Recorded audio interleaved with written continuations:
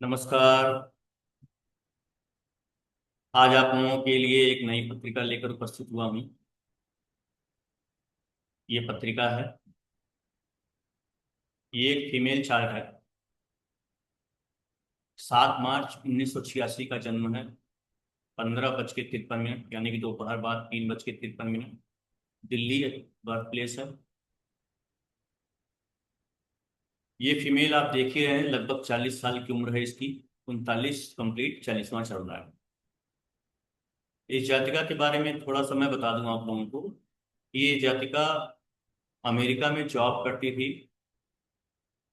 ही का मतलब ये हो गया कि 15 सालों तक इस जातिका ने एक बहुत अच्छे पद पर और बहुत अच्छे पैकेज के साथ गूगल कंपनी में जॉब किया। गूगल के काम करते हुए काम के सिलसिले में ये हांगकांग और कनाडा जैसे कंट्रीज की यात्रा भी कर चुकी है। ये अभी तक अविवाहित है। उच्च शिक्षित है। सुंदर है, सुशील है। रिच फैमिली से बिलोंग करती है। अब इस कुंडली के बारे में इस थोड़ी चर्चा कर ली जाए। ये मैंने बैकग्राउंड आपको बता दिया जातिका का। देश काल परिस्थिति। कर्क लगन की कुंडली है। लग्नेश सप्तम भाव में लग्न को देख रहा है। लग्नेश कौन? चंद्रमा है। चंद्रमा भी एक तरह से सूर्य की तरह राजा ही होता है। इसे राजा की उपाधि मिली है। लेकिन राजा जैसा ही इसको मानना चाहिए।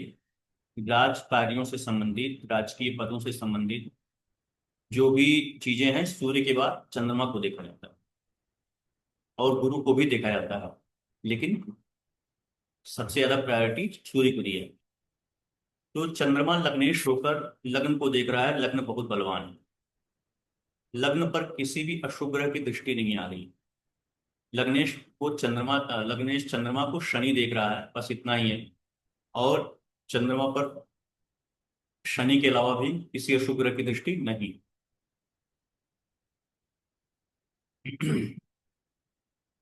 कुंडली बहुत अच्छी है। आप देखिए कि लग्नेश को लग्न देख रहा है। लग्नेश लग्न को देख रहा है। पंचमेश मंगल पंचम में बैठा हुआ है। बहुत अच्छा। पंचम भाव हो गया। और वो किसके साथ? शनि के साथ। शनि कौन है? केंद्र का भी स्वामी, अष्टमेश भी है। मूल त्रिकोण अष्टम में है, इसलिए अधिक प्रभाव अष्टम का रखेगा। लेकिन ये सप्तमेश भी है, केंद्र का भी स्वामी है। तो पंचम भाव भी थोड़ा पीड़ित हुआ, अच्छा भी है। नवम भाव भी आप देख लीजिए, उच्च का शुक्र बैठा है नवम में। बहुत अच्छा है। नवम भाव भी अच्छा हो गया। देखिए इस कुंडली के त्रिकोण भाव कितने बलवान हैं। लग्नेश लग्न को देख रहा है। पंचमेश पंचम में बैठा है। नवम में शुक्र है उच्च का। बुध भी है नीच राशि का। और इस पत्रिका का शत्रु बुध द्वादशेष होता है, वो भी यहाँ बैठा हुआ है नवम भाव को खराब करने के लिए। तो जितने बलवान हैं, जो बल इन भावों को प्राप्त हो रहा है, वो कहीं ना कहीं समस्याएं भी वहां दिख रही हैं। क्यों? क्योंकि यहाँ शनि अष्टमेश है। यहाँ नीच का बुध बैठा हुआ है द्वादशेष। तो जो अच्छी है, भावों की शुभता है, उनमें कमी कर रहे हैं ये शनि और बुध।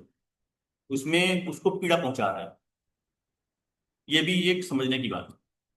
लेकिन आफ्टर ऑल, अभी शुक्र जैसे है, उच्च का है, तो इसके जीवन में उच्चाकांक्षाएं होंगी, कामनाएं होंगी, लग्जरी लाइफ होगी। सारा कुछ जीवन में जितने भी भौतिक संसाधन होते हैं अच्छे, सुख सुविधा वाले, वो सब इसे उपलब्ध होंगे। ये शुक्र उपलब्ध कराए। पंचमेश पंचम में बैठा है। विवेकी होगी, बहुत विद्वान होगी, उच्च शिक्षित होगी। ये सब बातें भी हम बहुत सरलता से कह सकते हैं। शनि मंगल की युति है। तकनीकी शिक्षा ली होगी। इंजीनियरिंग की शिक्षा ली है इसने। मंगल शनि की युति होती है अगर पंचम भाव में, तो हम सरलता से ये कह सकते हैं कि इंजीनियरिंग फील्ड में जाया जाता है। इंजीनियरिंग की शिक्षा ली है, टेक्निकल माइंड है इस जातिका का। गूगल कंपनी में 15 साल जॉब किया है, अभी इसकी जॉब छूटी है। अब सबसे पहले आते हैं कि कुंडली में ये सब चीजें देख ली हमने। अब शुक्र उच्च है, पंचम में बैठा है, लग्नेश लग्न को देख रहा है। जातिका कहीं ना कहीं इतनी अपने आप में एक सशक्त महिला है, पावरफुल महिला है। और अपने आप को जैसे कह सकते हैं ना कि इसके अंदर अपने आप मैं, मतलब मैं प्रथम, अपने आप को प्रायोरिटी देने वाली, अपने आप को सर्वगुण संपन्न, या कह सकते हैं कि अपने आप को सबसे ऊपर समझने वाली जाति का है ये। और इसकी शादी इसी कारण से नहीं हुई क्योंकि ये उच्चाकांक्षी है। इसका जो स्टेटस है अपना, बहुत अच्छा पैकेज और बहुत अच्छी पोस्ट, उस स्टेटस के लेवल का इसको लड़का नहीं मिला शादी के लिए। बहुत सारे प्रपोजल आया शादी के, अच्छे लड़कों का, अच्छे परिवार का, लेकिन उसके स्टेटस का नहीं था। इसको पसंद नहीं आया, इसीलिए इसने शादी अब तक नहीं की। अभी भी वो अपने ही स्टेटस के, अपने लेवल के लड़की की तलाश कर रही है। अगर मिल जाएगा तो शादी कर लेगी, नहीं मिलेगा तो शायद शादी करेगी नहीं। उसका कारण सिर्फ और सिर्फ यही है, शुक्र उच्च उच्च का शुक्र, लग्नेश लगन को देख रहा चंद्रमा, और ये पंचमेश पंचम बैठा हुआ, कितने त्रिकोण भाव बलवान हुए, सिर्फ यही कारण। इसमें आप देखिए, एक कारण, दो तीन और कारण है शादी न होने को, वो मैं आपको बताता हूँ। शादी को लेकर के जातिका देखिए, लग्नेश सप्तम में बैठा है। लग्नेश जिस भाव में जाता है उस भाव से संबंधित कारकत्वों की इच्छा रखता है हमेशा, जीवन आजीवन रखेगा ही। तो जातिका सप्तम में आकर के बैठी है, लग्नेश यहाँ बैठा है, तो जाहिर सी बात है जातिका के अंदर सप्तम भाव को लेकर के इच्छा तो इसके अंदर है ही, इसमें कोई संदेह नहीं है। ये शादी करना चाहती है और जीवन अकेले नहीं बिताना चाहती होगी, एक जीवन साथी की ये इच्छा रखती ही होगी अंदर, इसमें कोई संदेह नहीं है। लेकिन अब ये चंद्रमा बैठा है एक तो शनि की राशि में। शनि क्या है? उदासी देता है, उपेक्षा देता है, नीरसता देता है, ये सारे क्वालिटीज हैं शनि के अंदर। और शनि की दृष्टि भी आ गई चंद्रमा के ऊपर। चंद्रमा एक तो शनि की राशि में, ऊपर से शनि की दृष्टि, और ये लग्नेश की। तो जातिका चाह के भी जब इसकी इच्छा पूरी नहीं हो रही है, इसके हिसाब से इसको शुक्र उच्च का है, इसको इसका ये चॉइस जो है ना, इसका इसका इसकी इच्छा जो है ना, वो एक बहुत अपर क्लास की है। मतलब बहुत हाई क्लास, हाई स्टेटस, ये चीज, वो लड़का भी इसको चाहिए ना, एक मतलब बहुत अच्छी अच्छे दर्जे का। लेकिन वो पूरी नहीं हो रही है। वो क्यों पूरी नहीं हो रही है? बुध द्वादशेष ये विघ्न पैदा कर रहा है। यहाँ चंद्रमा, अब ये पूरी नहीं हो रही है, तो चंद्रमा जो मन है ना इसका, वो भी खिन्न,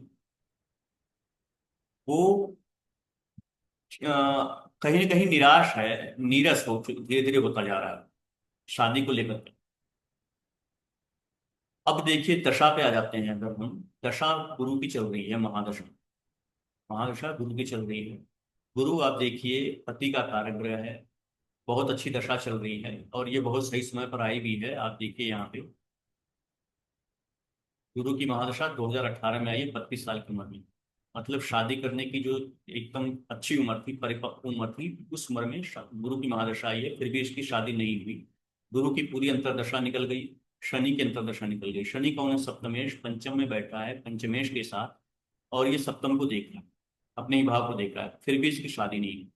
बुद्ध की अंतर्दशा पूरी निकल गई। बुद्ध कौन है? द्वादशेष होकर नवम में बैठा है, नीच राशि का बैठा है, शत्रु है, लेकिन वो किसके साथ बैठा है? शुक्र के साथ। शुक्र कौन है?